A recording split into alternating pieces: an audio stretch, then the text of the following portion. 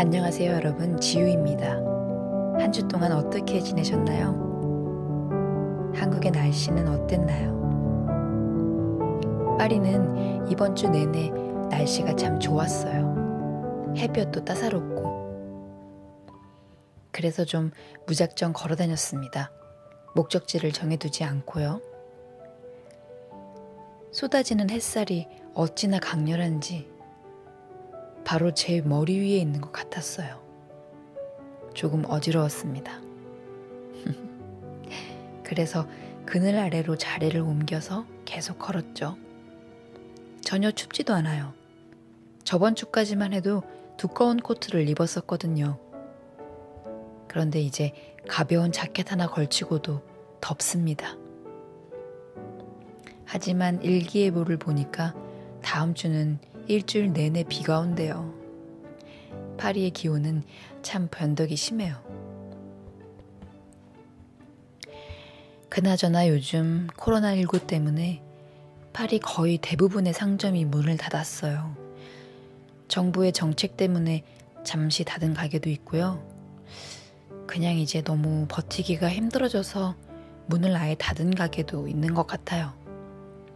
안타깝고 조금 이상한 기분이 들었어요. 그렇게 셔터가 내려진 가게들 사이로 걷고 있으니까요. 마치 SF 영화 속에 들어와 있는 것 같았어요. 황량한 폐허가 된 도시를 혼자 걷고 있는 느낌? 그런데 그렇게 좀 쓸쓸하게 느껴질 때쯤에 어느 골목을 돌았는데요. 거기에서 벚꽃나무 한 그루를 봤어요. 나뭇가지마다 하얗게 꽃들이 만개했더라고요. 그 꽃을 보니까 기분이 다시 좋아졌어요. 또 어느 골목을 도니까 이번엔 목련이 피어 있더라고요. 세상에. 프랑스 살면서 목련 처음 봤거든요. 너무 반가웠습니다. 보라색 목련이었어요. 저는 개인적으로는 하얀 목련을 더 좋아하지만 보라색 목련도 오랜만에 보니까 너무너무 예쁘더라고요. 제가 봄에 한국을 방문하지 않은 지가 꽤 오래되어서 목련 구경한 지가 벌써 15년이네요. 가끔 왜 프랑스에서는 목련이 안 필까 이러면서 아쉬웠는데 그날 며칠 전에 이렇게 우연히 발견하고서 사진을 막 찍었죠. 나중에 제가 또 보고 싶어서도 있지만 아무래도 SNS에 올리고 지인들에게도 보여주고 뭐 그러고 싶었죠. 파리에도 목련이 있어요. 보라색 목련이 참 예쁘죠? 이러면서 같이 보고 싶었거든요. 그런데 저랑 같은 생각을 한 작가가 있었나 봅니다. 좋은 것을 보면서 누군가와 나누고 싶은 이런 마음을 잘 풀어낸 책이 있습니다. 사소하지만 소중한 삶의 순간들을 사진과 글로 채워낸 이 책은 2021년인 올해 1월에 출판된 따끈따끈한 신작입니다. 제목은 좋은 건 같이 봐요. 작가는 엄지사진관이고요. 펴낸 곳은 북로망스입니다. 지금부터 제가 미리 보기 부분을 조금만 읽어드릴게요. 이 부분만 읽어도 벌써 너무 재밌어요. 한번 들어보세요.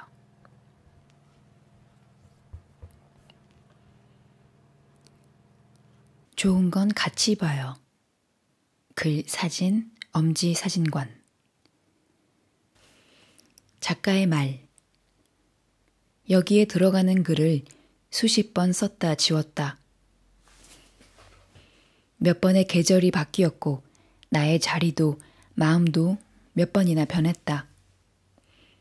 쌓여가는 필름을 다시 보지 않을 정도로 여행은 내게서 멀어지고 있었다. 처음 원고를 쓰기 시작할 때만 해도 코로나19가 없었는데 이야기를 마무리하려 하니 여행은 사치인 세상이 됐다.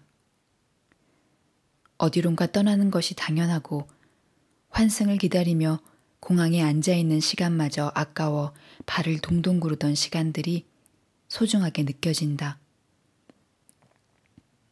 고로 우리는 현재에 충실하고 오늘을 즐겨야 한다. 계획대로 되지 않는 게 인생이기에. 지극히 사적인 이야기를 담았다.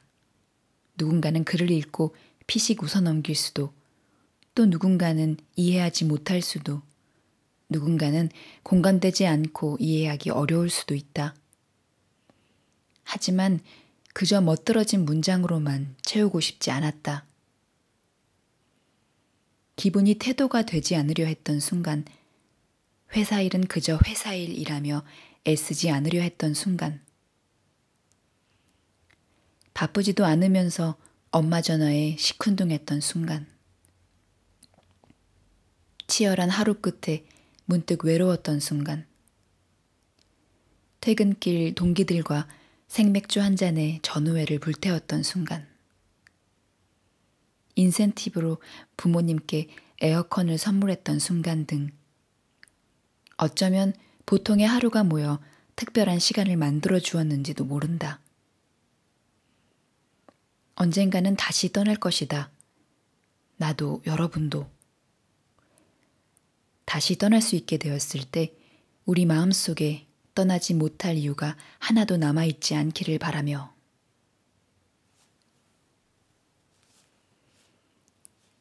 샵 1.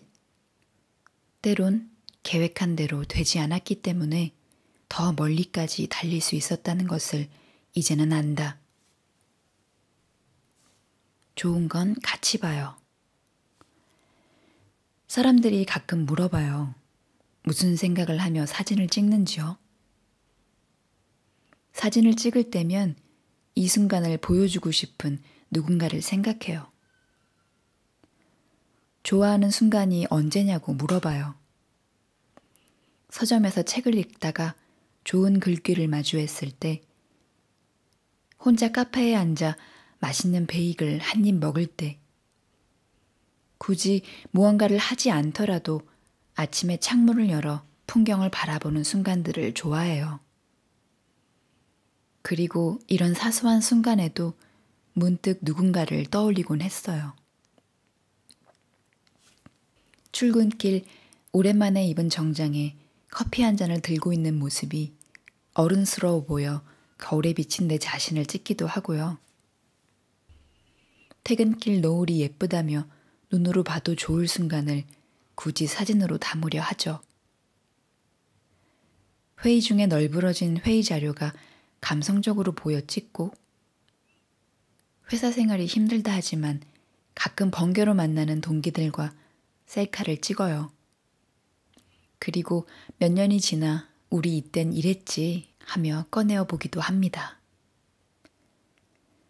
여행을 하지 않아도 누구나 일상에서 말하고 싶거나 추억하고 싶은 이야기들이 있다고 생각해요. 표현하는 방식은 다르겠지만 저마다의 방법으로 기록하곤 하죠. 곁에 있는 것들에 감사하며 우리 가볍게 오래 걸어요. 그러니까 우리 좋은 건 같이 봐요.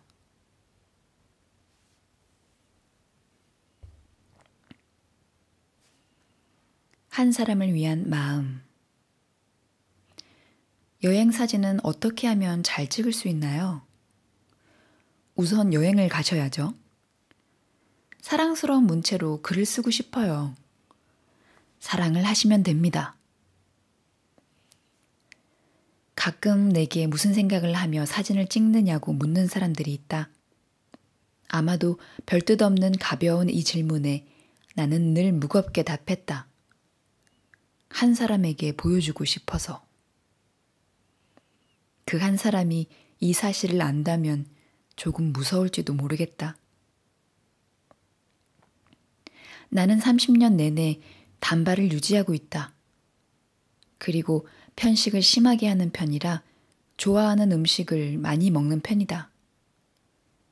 그러다 보니 배가 나오고 허벅지는 튼튼해졌다. 외형적으로 보기에 소위 말하는 여성스러움은 적어졌고 이 때문에 자존감이 낮아질 때도 있다. 하지만 여성스러워야 할 필요가 있을까 싶다. 그냥 나다우면 되는 거 아닌가?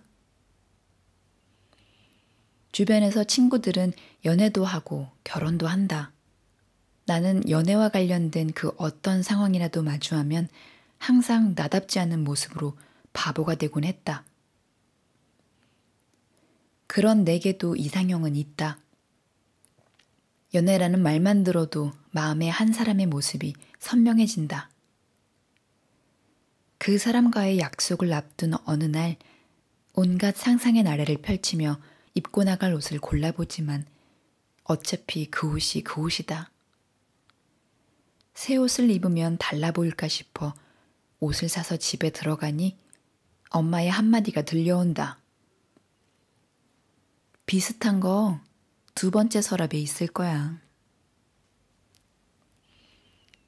짝사랑은 분명 가슴 시린 일이었지만 한편 생활의 원동력을 가져다 주기도 한다. 나는 오랜 시간 누군가를 마음에 두고 좋아하는 마음을 원동력 삼아 지낸 적이 있다. 어딜 가도 무엇을 먹어도 늘 그 사람이 떠올랐다. 어떤 말을 꺼낼까 항상 고민하며 기뻤다가 슬펐다가 설렜다가 실망하길 반복하곤 했다. 그 시간 동안 나는 늘 그 사람에게 보여줘야지 하는 마음으로 사진을 찍었다. 어디를 가도 그 사람 생각뿐이었고 사진을 보여준다는 건 그런 내 마음의 표현이었을 것이다. 이후 숱한 기대와 실망 속에 끝내 마음을 접어야 했지만 나는 여전히 오직 한 사람에게 보여주려는 마음으로 찍은 그때의 사진들이 가장 마음에 든다. 샵 2 슬프다, 행복하다, 외롭다, 설렌다, 두렵다, 즐겁다. 내 안에 수많은 감정 형용사가 겹겹이 쌓여 지금의 내가 만들어진 걸지도. 너의 미소가 주는 의미. 자존감이 낮아지는 이유는 제각각이다. 많은 이유가 있었지만 특히 나를 콕콕 파고든 건 자신을 남들과 비교하고 눈치를 보는 스스로의 시선이었다. 그랬던 내가 조금 다른 생각을 갖게 된 계기가 있다. 대학생 시절 봉사활동을 위해 2주간 인도로 떠났던 기억이다. 여행이 매번 인생을 바꿔주지는 않겠지만 인도에서 보낸 시간은 스스로가 바뀌었다고 충분히 느낄 수 있었다. 인도 캘커타에서 머무는 동안 매일 40도가 넘는 폭염이 지속됐다. 가만히 서 있어도 땀으로 온몸이 젖었다. 그런데 내 눈을 의심하게 되는 장면이 있었다. 매일 폭염을 뚫고 학교에 오는 아이들의 웃음 가득한 얼굴이었다. 학교에 오는 것 자체가 이들에겐 기쁨이었다. 나는 평소 아무 생각 없이 사소하게 지나쳤던 당연한 것들에 대해 돌아보게 되었다. 내가 나 스스로를 좋아하기 위해선 내 주변 환경도 사랑해야 한다는 것. 이 사실을 아는데 오랜 시간이 걸렸다. 그동안 왜 그렇게 남의 시선을 의식하며 살았는지. 그 후로 나는 원치 않은 약속은 거절했고 남들과 나를 덜 비교하게 되었다. 자연스럽게 다른 사람들의 시선도 덜 의식하게 되었다. 나를 싫어하면 어쩌지? 라는 생각은 사실 조금 싫어하면 어때? 로 바뀌었다. 인도가 생각나는 뜨거운 여름이 왔다. 내게 주어진 많은 것들이 기적과도 같음을 잊지 않고 이 여름을 보내고 싶다.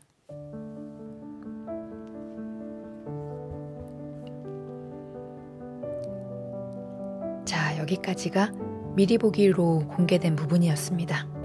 어떠셨나요? 너무 재밌죠? 제가 이 책을 알게 된 계기는 우연히 한 SNS 계정에서 한 글귀를 읽었는데 참 마음에 와닿았어요. 알고 보니까 이 책에 나오는 이야기였더라고요. 목차 중에 15번째 이야기에 나온 글인데요. 바로 정답이 없으면 해답을 찾으면 되는구나 라는 아주 짧은 글귀였어요.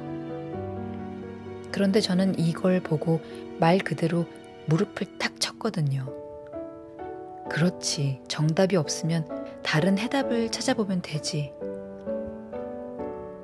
우리가 인생을 살아가는데 단 한 가지의 방법만 있는 건 아니잖아요. 그래서 어쩌면 인생에는 정답이 없는 게 당연하고 각자에게 맞는 방법을 찾아가면 되는 것 같아요. 그러니까 최선의 방법을 찾는데 너무 막막하다 하면 차선책은 또 얼마든지 있는 거니까요. 자, 이 책의 뒷이야기가 궁금하시죠? 꼭 구입을 하셔서 한번 읽어보시기 바랍니다. 오늘도 들어주신 모든 분들께 감사드리고요. 다음 주에 또 좋은 책을 찾아서 오겠습니다. 여러분 좋은 한 주 보내시고요. 지금까지 책 읽는 지유였습니다. 감사합니다.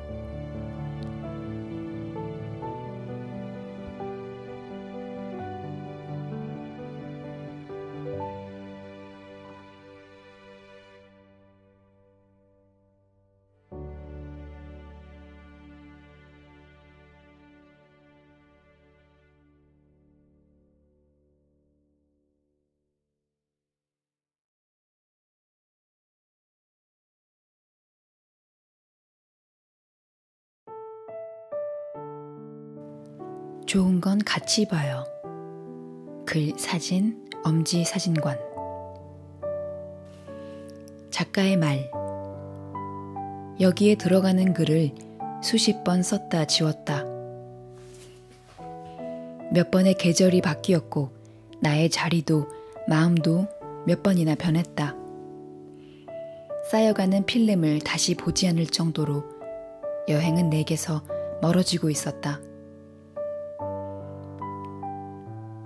처음 원고를 쓰기 시작할 때만 해도 코로나19가 없었는데 이야기를 마무리하려 하니 여행은 사치인 세상이 됐다. 어디론가 떠나는 것이 당연하고 환승을 기다리며 공항에 앉아있는 시간마저 아까워 발을 동동 구르던 시간들이 소중하게 느껴진다. 고로 우리는 현재에 충실하고 오늘을 즐겨야 한다. 계획대로 되지 않는 게 인생이기에. 지극히 사적인 이야기를 담았다. 누군가는 글을 읽고 피식 웃어넘길 수도, 또 누군가는 이해하지 못할 수도, 누군가는 공감되지 않고 이해하기 어려울 수도 있다. 하지만 그저 멋들어진 문장으로만 채우고 싶지 않았다. 기분이 태도가 되지 않으려 했던 순간, 회사 일은 그저 회사 일이라며 애쓰지 않으려 했던 순간, 바쁘지도 않으면서 엄마 전화에 시큰둥했던 순간, 치열한 하루 끝에 문득 외로웠던 순간, 퇴근길 동기들과 생맥주 한 잔에 전우회를 불태웠던 순간, 인센티브로 부모님께 에어컨을 선물했던 순간 등 어쩌면 보통의 하루가 모여 특별한 시간을 만들어 주었는지도 모른다. 언젠가는 다시 떠날 것이다. 나도 여러분도. 다시 떠날 수 있게 되었을 때 우리 마음속에 떠나지 못할 이유가 하나도 남아있지 않기를 바라며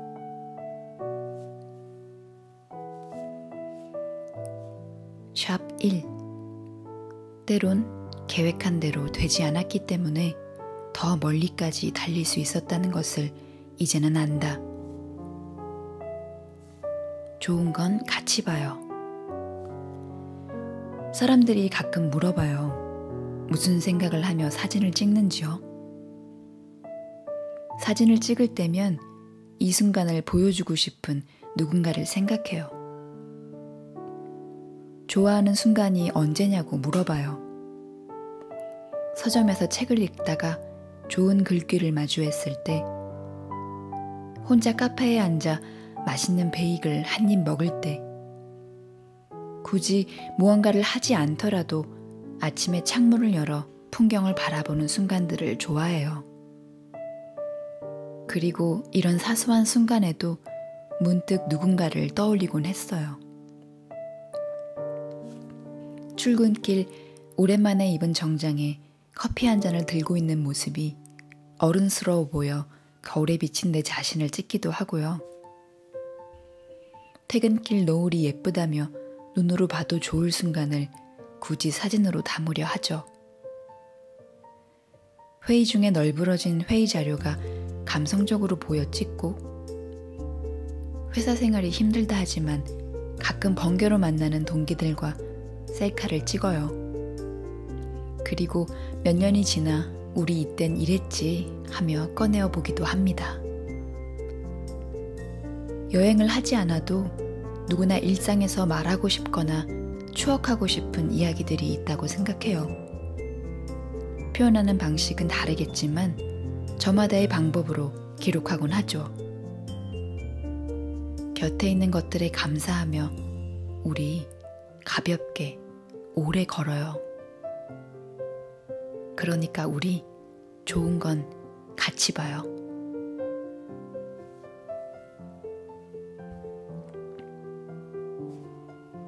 한 사람을 위한 마음. 여행 사진은 어떻게 하면 잘 찍을 수 있나요? 우선 여행을 가셔야죠. 사랑스러운 문체로 글을 쓰고 싶어요. 사랑을 하시면 됩니다. 가끔 내게 무슨 생각을 하며 사진을 찍느냐고 묻는 사람들이 있다.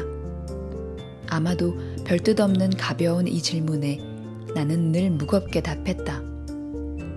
한 사람에게 보여주고 싶어서. 그 한 사람이 이 사실을 안다면 조금 무서울지도 모르겠다.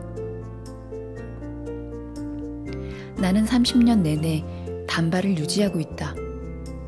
그리고 편식을 심하게 하는 편이라 좋아하는 음식을 많이 먹는 편이다. 그러다 보니 배가 나오고 허벅지는 튼튼해졌다. 외형적으로 보기에 소위 말하는 여성스러움은 적어졌고, 이 때문에 자존감이 낮아질 때도 있다. 하지만 여성스러워야 할 필요가 있을까 싶다. 그냥 나다우면 되는 거 아닌가? 주변에서 친구들은 연애도 하고 결혼도 한다. 나는 연애와 관련된 그 어떤 상황이라도 마주하면 항상 나답지 않은 모습으로 바보가 되곤 했다. 그런 내게도 이상형은 있다. 연애라는 말만 들어도 마음에 한 사람의 모습이 선명해진다. 그 사람과의 약속을 앞둔 어느 날 온갖 상상의 나래를 펼치며 입고 나갈 옷을 골라보지만 어차피 그 옷이 그 옷이다. 새 옷을 입으면 달라 보일까 싶어 옷을 사서 집에 들어가니 엄마의 한마디가 들려온다. 비슷한 거 2번째 서랍에 있을 거야. 짝사랑은 분명 가슴 시린 일이었지만 한편 생활의 원동력을 가져다 주기도 한다. 나는 오랜 시간 누군가를 마음에 두고 좋아하는 마음을 원동력 삼아 지낸 적이 있다. 어딜 가도 무엇을 먹어도 늘 그 사람이 떠올랐다. 어떤 말을 꺼낼까 항상 고민하며 기뻤다가 슬펐다가 설렜다가 실망하길 반복하곤 했다. 그 시간 동안 나는 늘 그 사람에게 보여줘야지 하는 마음으로 사진을 찍었다.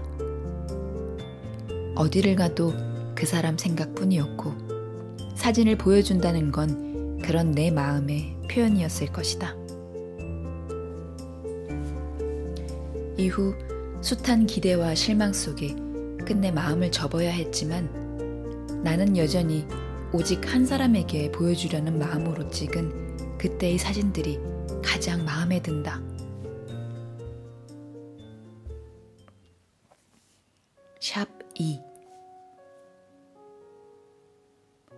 슬프다, 행복하다, 외롭다, 설렌다, 두렵다, 즐겁다. 내 안에 수많은 감정 형용사가 겹겹이 쌓여 지금의 내가 만들어진 걸지도. 너의 미소가 주는 의미. 자존감이 낮아지는 이유는 제각각이다. 많은 이유가 있었지만 특히 나를 콕콕 파고든 건 자신을 남들과 비교하고 눈치를 보는 스스로의 시선이었다. 그랬던 내가 조금 다른 생각을 갖게 된 계기가 있다. 대학생 시절 봉사활동을 위해 2주간 인도로 떠났던 기억이다. 여행이 매번 인생을 바꿔주지는 않겠지만 인도에서 보낸 시간은 스스로가 바뀌었다고 충분히 느낄 수 있었다. 인도 캘커타에서 머무는 동안 매일 40도가 넘는 폭염이 지속됐다. 가만히 서 있어도 땀으로 온몸이 젖었다. 그런데 내 눈을 의심하게 되는 장면이 있었다. 매일 폭염을 뚫고 학교에 오는 아이들의 웃음 가득한 얼굴이었다. 학교에 오는 것 자체가 이들에겐 기쁨이었다. 나는 평소 아무 생각 없이 사소하게 지나쳤던 당연한 것들에 대해 돌아보게 되었다. 내가 나 스스로를 좋아하기 위해선 내 주변 환경도 사랑해야 한다는 것. 이 사실을 아는데 오랜 시간이 걸렸다. 그동안 왜 그렇게 남의 시선을 의식하며 살았는지. 그 후로 나는 원치 않은 약속은 거절했고 남들과 나를 덜 비교하게 되었다. 자연스럽게 다른 사람들의 시선도 덜 의식하게 되었다. 나를 싫어하면 어쩌지? 라는 생각은 사실 조금 싫어하면 어때? 로 바뀌었다. 인도가 생각나는 뜨거운 여름이 왔다. 내게 주어진 많은 것들이 기적과도 같음을 잊지 않고 이 여름을 보내고 싶다.